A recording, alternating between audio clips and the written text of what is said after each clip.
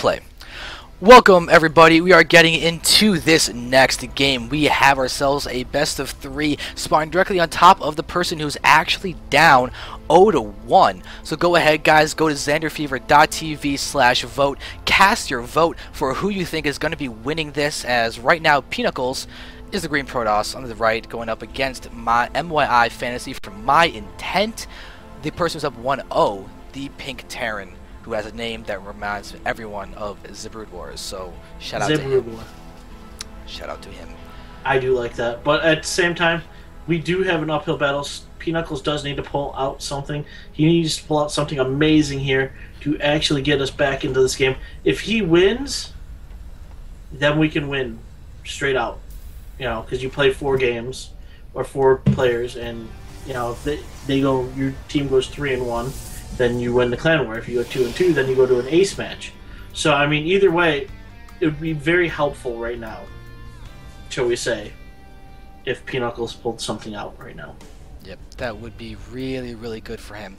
But also, let's go ahead and not take away the entertainment value of the hopes of an ace match and the caster's hope ever for an ace match. I mean, what caster doesn't want an ace match? When you get to those 10 situations, it makes the games that are already great. Let's put it this way: this caster doesn't want the ace match because then he's going to be freaking worried to death, and the stomach's going to be all knots and bothered.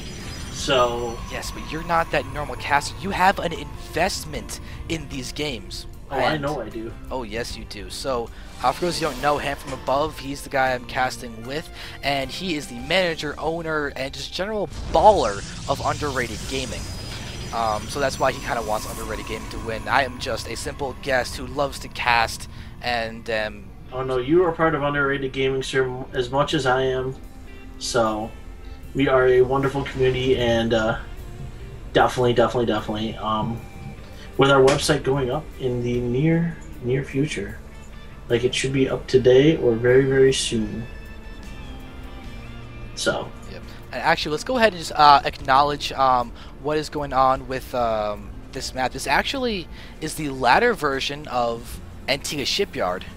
So it looks like they actually had a little bit of a question about what version of the map was supposed to be played in. And as we can see, these scouting patterns are a little bit odd because this is not MLG. You don't have guaranteed cross spawns. We still have the golds, but MLG has actually reinstated the golds into the map because of the nerf, I believe. So we are all going. Wait a second. It's also the fact that the factory going down for fantasy too, but we don't have guaranteed cross spawns. That's going to be pretty important now because we have a different, more ladder-esque dynamic than a true tournament competitive dynamic. So you can cheese them. With closer spawn positions, it'll make 2 Raxes and everything like that more powerful for the Terran than if it was cross-spawn. Makes it harder to scout those incoming attacks as well. PeaKnuckles will have to actually watch this weird area on the right that is outside of the vision of the probe. Do you see the Marauder? Yeah, we do have a Marauder and Custom Shells going down. And then we have a Hellion go. We're seeing Hellion Marauder. This is an all-in by Fantasy. Hellion Marauder is an all-in generally. It is a pretty nasty all-in too, especially when Conk is there. Yeah. You generally see it against Toss trying to do like a 1-gate expand, but now Slush knows, or not Slush, but yeah, PeaKnuckles knows what he's coming into. So yeah, he's gonna have to come up his ramp. He's gonna have to pile on it. He's got his sentry there. And if he's smart, yep, he's sending out a probe. The probe is going to go lay a proxy pylon. Because what you can do is get aggressive. Yes, and we see PeaKnuckles is also thrown as a robo. So he's going to go for looks like a more standard and traditional 2-gate robo. Where he can go ahead and get out good defensive units and get his expo out fairly quickly. But as you can see from Fantasy, 2 Marauders and a few Hellions are going to be out to do a little bit of frontal assaulting. But it looks like he's going to go ahead and go for command center. So it looks like now that he's been scouted, because that probe did poke up earlier, he's going to go ahead and change his strategy around. And this is going to play head games with PeaKnuckles, because PeaKnuckles knows in his head what's going on, but not, he hasn't scouted this out. And I mean, with the really, he's doing another 1-base robo. The Robo Bay. Oh, the Robo Bay, and he's doing the same thing. I want him, honestly, in these positions, I kind of want the War Prism to come out and have a Colossus drop. I think that would be beautiful if he went for an expansion with the Colossus drop. And basically was like, hey, Fantasy, you have a name of a Brood War pro gamer who plays Terran? Well, guess what? I'll go Brood War on you too and go for a Colossus drop. I think that would be absolutely hilarious and awesome. And there is a War Prism. Nice, very nice. Looking forward to that. We have no... Oh, yes! We have Gravitic Drive just now starting. I was about to say there's no Gravitic. And it was like, yes, there's Gravitic. So we should be seeing the Colossus getting queued up in a second. It's going to be... Yes! Oh, this is going to be awesome. So it's going to be Colo drops from PeaKnuckles. Oh, boy. Upgrade. And look at this, Fantasy is scanning, he sees the Robo Bay, but he does not see the War Prism. He is just thinking Colossus are going to be attacking his front, and his expansion is now done. His Orbital Command is lifting off and floating around, and PeaKnuckles, if he's looking as observer, will see this guy floating around and know exactly what the deal is, but he's going to have to deal with tanks that have Siege Mode. These tanks do have the Siege Mode, and they're going to be able to range attack that Colossus. But he can drop him right on top of the Siege tank. True, but think about the Marauder presence as well. That's a lot of anti-armor DPS. And Marauders against Colossus, when the Marauders are spread, it's not even close. Those Marauders will wreck. Fantasy doesn't have Stim yet. Here we go. A third of the way done, but now we're having the attack going forward. Oh boy. He could actually drop on the back line here. Yeah, I think he's doing what my prediction was for the first game. And there is a Colossus moving forward. We're going to see it drop down, and there it is. They gave his few first swipes. Imagine if it was a Reaver with this splash, but now we're going to see the SCVs bunch up. That's the real strength of the Colossus drops, the SCVs running away and bunching up. But now we're having a lot of forces moving back. Alright, and it looks like the Colossus will get lifted up. There are Hellions and everything moving forward. We have the 4-gate in the back, kind of amassing units over there. But PeaKnuckles is getting the Stand Thermal Lance, and Immortal. Interesting touch.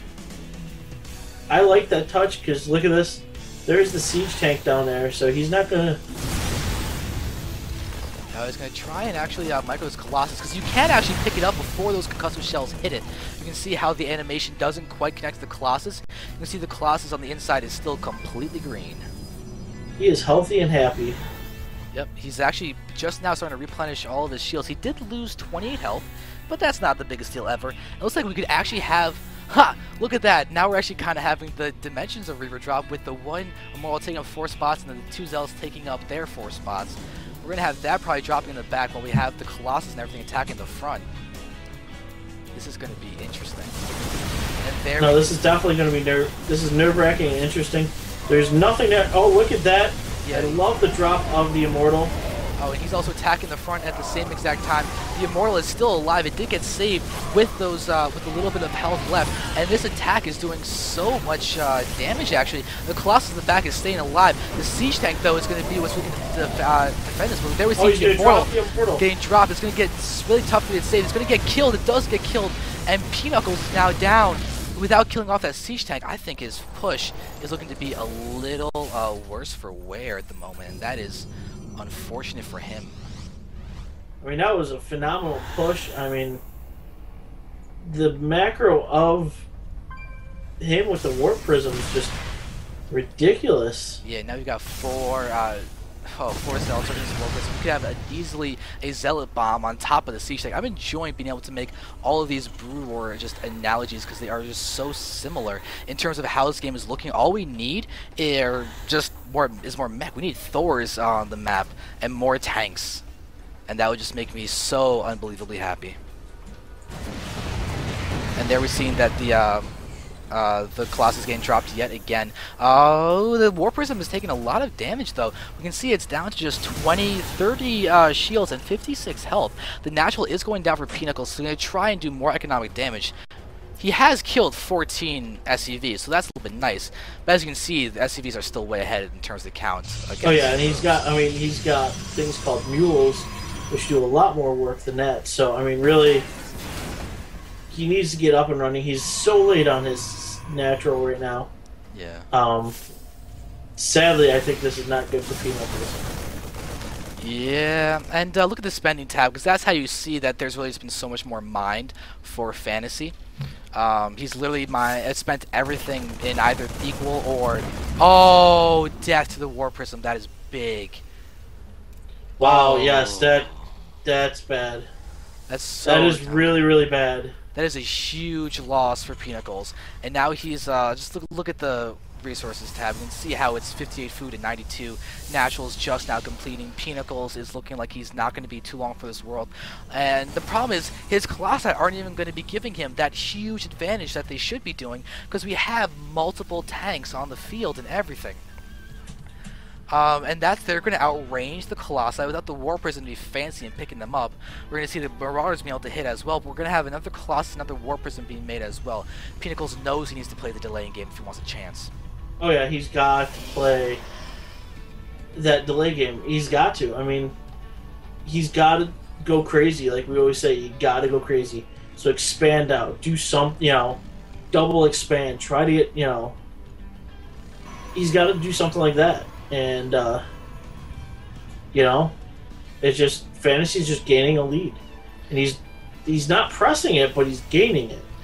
Yeah, he's just slowly producing one tank at a time, increasing that ever so dangerous count, because once you get to 3 or 4 tanks, you can honestly stop producing tanks as a Terran at that point, because they're already going to be adding so much firepower that you can just go straight bio after that, and the damage is going to be being dished out at that point. But we do have a speed prism going across the map. It will try and actually function as both a scout for a weird third base, as well as a harassment tool to warp in those zealots and start hitting the mineral line of Fantasy.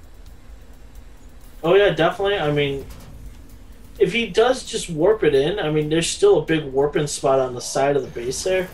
As you notice, there's turrets all over the place. Yeah, this is actually a really, really key thing. Because the War Prism harasses one way that can get PeaKnuckles definitely back into this game. As of right now, though, we're seeing this Stalker is going to get a few kills, a Hellion and SCV. Good job there. Well, I mean, it's the little things, but yet again, PeaKnuckles is just really far behind. He is fully saturated as natural. He's just about mined out of his home. So he should be expanding here soon. Yep. And we do have the Nexus being thrown down at that third base, so that will be faster than Fantasy, but Fantasy is just preparing for a big 2-base push at this point. His siege tank count has reached that 4 money count, and we see he's not producing any more. We'll see if he's going to decide to do more or not, but he's supply blocked as of right now, and he's just working on getting out some more units. He's actually sending down a bunch of Marines and a Viking to try to hunt down a War Prism that if he takes out, will be very nice, but that's something that PeaKnuckles can't really afford to lose. But look at the Templar. He's got Templar on the field, and he's getting out his Side Storm. Not done quite yet, though. Nope, I definitely do. I mean, the high temps are going to be huge, because, I mean, look at the Bioforce moving out, so... Yeah, this is a large force. It does get seen by that proxy pylon, so that'll be a nice little warning for PeaKnuckles, but this is a dangerous army. Very, very, very dangerous army. This is a really dangerous army. It's at 150 food versus 108 food. We can see how there's been so much just killed in this game actually by PeaKnuckles, but in terms of how much they've been costing, it's been so much loss, and it's so just much of a delay in terms of the time to get out pretty much anything, and we're down to so little. The probe counts have finally gotten increased, but it may not be... It may actually end up hurting PeaKnuckles at this point, because he may just die, and that's a lot of investment he spent, not in terms of army or anything. But storms could be big. We have the War Prism with some stuff in there. Now we're going to see charge going down. Nice storm. We're going to see a lot of nice storms being cast down, hitting a ton of Marines and everything. We do see that Zealots do get dropped down onto nothing, but there's now Marauders left, and they are going to be able to decimate those Colossi, and this is all looking to be quite bad for PeaKnuckles. So and the big money was actually those siege tanks. Those siege tanks were money. Yeah, very well and truly money. So there we see this one Mirage going to go ahead and take off the Mortal. Mortal does manage to kill off a tank, but look at in the end we have a tank here still left. This natural is going down. PeaKnuckles is looking like he has not been able to win his series. The victory will be going to Fantasy in a very well done game, just very stable game. I mean, I've seen people go on tilt just seeing a Colossus drop, and he handles it quite well. And picking off that War Prism at the bottom right with that Colossus still in it really is a big factor in this GG. So incredibly well done. Very good showing by MYi so far. They have taken this particular series 2-0, and they're now leading 2-1 against Underrated Gaming. We've got their next game next.